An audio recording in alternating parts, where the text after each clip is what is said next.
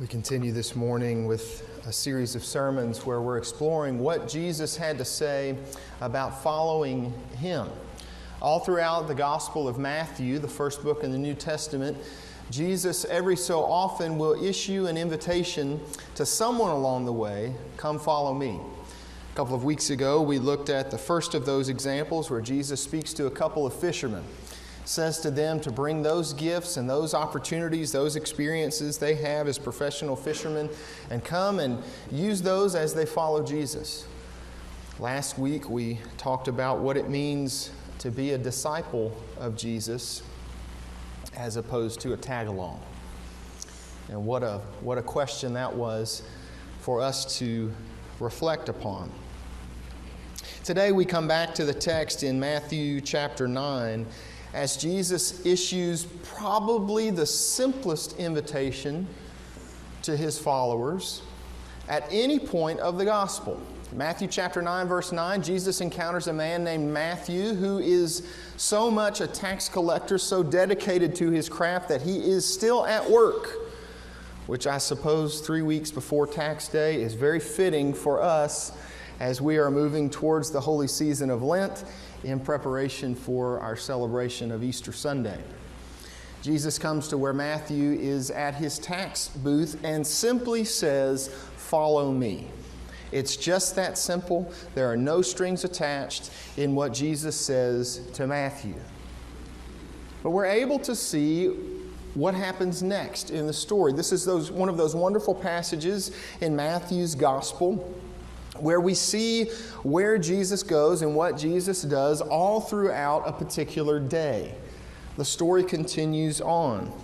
It's pretty straightforward. What follows seems to be dinner and a conversation. The Greek word here is that they are reclining in someone's home. We can make a pretty educated guess based on the guest list that this is probably Matthew's house. The place where they are reclining, the place where they are relaxing, is soon filled with other tax collectors and people who are identified as sinners. Isn't that interesting? That folks are lumped together, folks are grouped in together by someone else's definition of what makes them sinful. Jesus seems to have had a habit of asking folks to follow Him and then inviting Himself over for dinner. If you know the story of Zacchaeus, or if you can remember that song that you sang when you were a little one that Jesus said, "Come down out of that tree, for I'm coming to your house today, Zacchaeus, so you better get in the kitchen and start getting ready." That seems to be what's going on here with the story of Matthew. Jesus says, "Come follow me."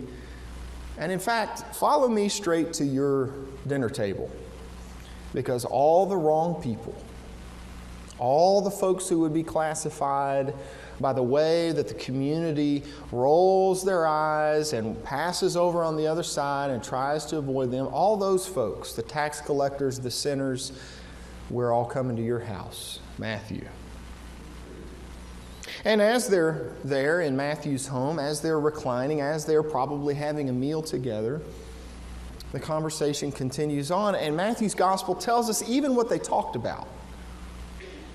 Matthew tells us that folks raise a question. Folks raise an objection. Why is it, Jesus, that you're spending time with those people? And you know who they are. You know who those people are. Why are you spending time with them? And we see this wonderful, reaffirming statement from Jesus where He says ever so lovingly, ever so clearly, that He would rather spend time with the folks who know they need Him the most than with the people who are convinced they don't need Him at all. Well, that's good news for my ears to hear. That Jesus would rather spend time with the folks who know they desperately need Him. Those who know that there's no other way they can make it through life without Him than those who figure they've made it this far just fine without him. Verse 13, Jesus responds to the questions, responds to the naysayers, responds to the objections by saying, go and learn what this means. Go and sit with this a moment. I desire mercy. Mercy and not sacrifice. Now, the Greek word here for sacrifice, Jesus is referring to what's left of the sacrificial animal that someone selects from the herd or purchases at a vendor and carries along up to the Holy Temple in Jerusalem or to some other place where a sacrifice can be made. Whatever's left of that animal after the sacrificial moment, after the sacrificial act, after there's a knife and after there's a fire and after whatever else happens in that sacrificial moment, whatever's left, that's what Jesus is talking about. He seems to be saying, I do not desire this charred remnant of a carcass of an animal. He's being actually very graphic in what he's saying. What I want is mercy from your life.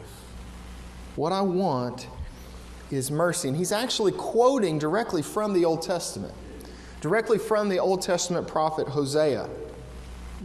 In the Hebrew, what Hosea says is slightly different, but Hosea says, I desire steadfast love and not sacrifice, knowledge of God rather than burnt offerings. And while Jesus seems to be quoting directly from Hosea, he also seems to be alluding to a couple of other places in the Old Testament prophets that are remarkably similar. For example, Amos says it this way in Amos chapter 5, beginning at verse 21. Speaking on behalf of God's message for Israel, Amos says, I hate, I despise your festivals, and I take no delight in your solemn assemblies. Even though you offer me your burnt offerings and grain offerings, I will not accept them. And the offerings of well-being of your fatted animals I will not look upon. Take away from me the noise of your songs. I will not listen to the melody of your harps. But let justice roll down like waters and righteousness like an ever-flowing stream. Amos is a little bit longer-winded, a little bit more explicit than Hosea, but he's echoing that same teaching. There is no such thing as right worship without righteous living. Both of those prophets echo another. Micah, perhaps most famously, says it this way in Micah chapter 6. Dealing with some of that inner dialogue that all of us sometimes have, Micah entertains the question, with what shall I come before the Lord and bow myself before God on high? Shall I come before him with burnt offerings, with calves a year old? Will the Lord be pleased with thousands of rams, with 10,000s of rivers of oil? Shall I give even my firstborn for my transgressions, the fruit of my body for the sin of my soul? And Micah answers, He has told you, O mortal, what is good. And what does the Lord require of you but to do justice and to love mercy and to walk humbly with your God? Jesus says, you guys need to sit with this question. Those of you who have arrived here at Matthew's doorstep with a critique of the guest list today, you need to sit with this question. What does it mean when I say, I desire mercy and not sacrifice? These passages from the Old Testament and from the Gospels all echo a similar teaching, that it is possible to do all sorts of religious stuff and never follow Jesus.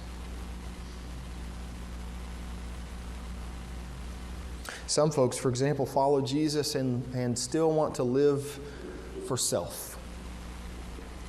That would be really convenient for me. I would love to be able to arrive at the Lord's house on a Sunday and have credit here for living righteously, but be able to go out into other locations within the community and in the world and live with what credibility means in those settings as well. The Old Testament passages give a pretty exhaustive description of what was going on both in the ancient world and still going on today. If you heard, these were some of the examples. High dollar gifts at the right time, feasts, special events, over-the-top public acts of worship, to which God responds, do not feast, do not celebrate, do not kill the fatted calf, do not burn that offering, do not bring a substitute grain offering, do not sing, don't play that musical instrument in my house until and unless you are living focused on justice and righteousness. All the while, something is missing. One blogger wrote about it this week over social media and titled the article, "When Did Christians Get So Mean?" Ouch! When did Christians get so mean? And he started off by saying, I'm not just talking about social media, because if you have any exposure whatsoever to social media, you have seen Christians be mean. Whether in defense of our God, who just won't be able to stand it another Sunday if I don't get God's back and beat somebody up for Jesus, or what normally happens is one Christian taking it out on another. Christian on Christian crime. The blogger said, I'm not even talking about that. I'm talking about, I went out into the community this week and I wanted to get a cup of coffee, so I went to a place where I knew they would let me sit there and drink my coffee and meditate and just sit back and sort of reflect. And while I was there, I couldn't help but notice that at another table there was a little group that was gathered, and it was obvious that it was a Bible study group because they had Bibles and they were studying and talking. And then, bless her heart, that poor waitress who was on her feet 12 hours that day working a minimum wage job dared to get one of their orders messed up. And all of a sudden, Mr. Nasty Christian just let her have it. Right in front of God and everybody in the coffee shop. Bible open. Reminds me of my drive home from the church in New Orleans one day. Megan said, oh, wow, Alan, you've been out of the pulpit 15 whole minutes, as we were merging onto I-10. And I behaved in a way I certainly should not have. Well, lots of folks, myself included, seem to think that we can follow Jesus and hold fast to my grudge against other folks. Follow Jesus and express bias towards a people group. Or follow Jesus and speak ill of an ethnic group. Follow Jesus and speak half-truths about a political group. Follow Jesus and make false claims about leaders in the community, in the church. Follow Jesus and misrepresent their motives, and on and on and on. Here's what I want us to see in this passage today. Back at verse 14. Jesus is still at dinner. Jesus is still reclining, resting, getting to know his new followers. And what follows is this long conversation about the intersection of life and faith and what it all means. And then the day continues on, and the setting changes about verse 18. Dinner gets interrupted by someone who comes in and presents an urgent need, and Jesus responds. Verse 19, Jesus stops and cares for the concern of this individual. Here's what I want to see, what I want us to focus on, is that here is Jesus modeling. Here is Jesus living out for Matthew, the new follower, and for all of us to see.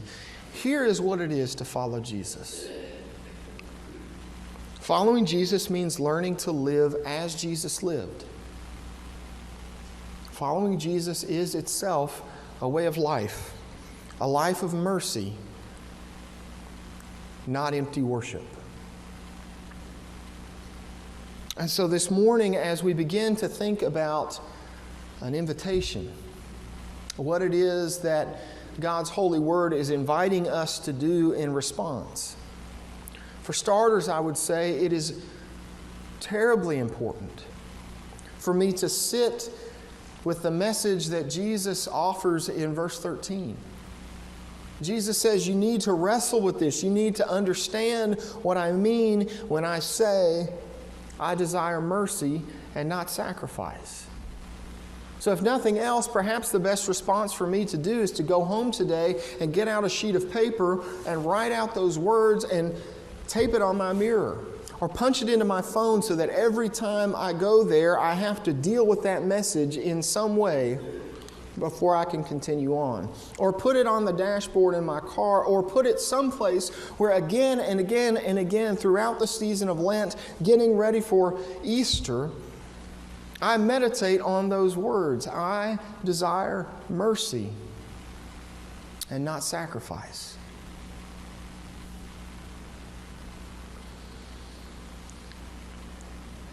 And if I start to do that, then perhaps a shift, ever so subtle but so very significant, start to take place in my life. And worship then for me is not something I do over and against the character that is revealed in my behavior the entire rest of the week. Worship then begins to be an expression of the overflow out of my life, so that I begin to put into action the spiritual discipline that Jesus models for me in this passage today. A spiritual discipline of time spent together, in a meal, in conversation. And then I begin to emphasize spending time with loved ones, spending time with sisters and brothers in Christ, and I start to do that, as happens here with a new believer. Jesus sits down with Matthew when a new follower is arriving. They sit down together when they are happy. They sit down together when they are feasting. They sit down together when they are brokenhearted and grieving. They sit down together when they are angry. They sit down together when they're trying to decide what to do about something that has just happened. And they sit down together for a meal and conversation when things are coming to a close. And it begins to be clear that one of them is getting ready to leave. This is what Christians do together, and I must not allow the rest of my life to crowd out this spiritual discipline that Jesus is revealing in this passage. And finally, if I sit with that message long enough, and the whisper of the Holy Spirit begins to take my heart, and I start to live for mercy, then perhaps eventually I start to live my schedule the way that Jesus lived. You know, rarely in the Gospels is Jesus wandering off to some place unknown. The way our chapters and verses have chopped up the ancient text, it may be hard for me at any given time to keep in mind exactly where it is that Jesus is going in the story, but usually he has a destination in mind. And it's how he goes as he's going